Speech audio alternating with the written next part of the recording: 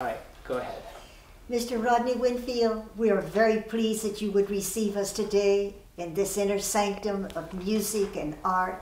We would like it if you would explain and describe to us how you came to create this beautiful stained glass window as a homage to the astronauts in the National Cathedral of Washington, D.C.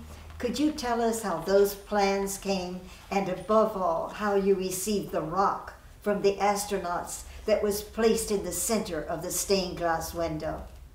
Well, that's asking me a lot, but I can tell you that I gave a lecture in St. Louis at the AID conference on the church in the next 10 years.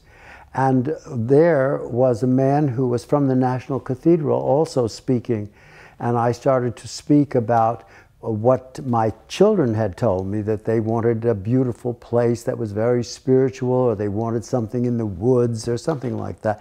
But whatever it was, I gave this, and he came to me afterwards and he said, you know, he said, that's just how the National Cathedral thinks.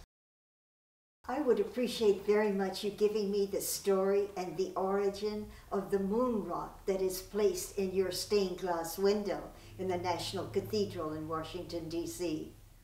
Well, after I had done these 12 different versions and they accepted the final version, I did have a space for a moon rock in it.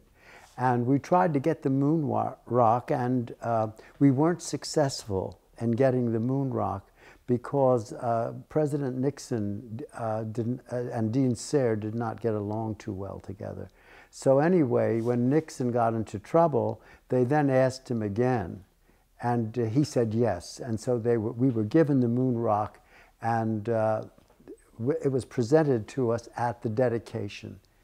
And at that time, I handled the moon rock, and it was quite exciting. It was very, very thin. You could see through it. It's translucent.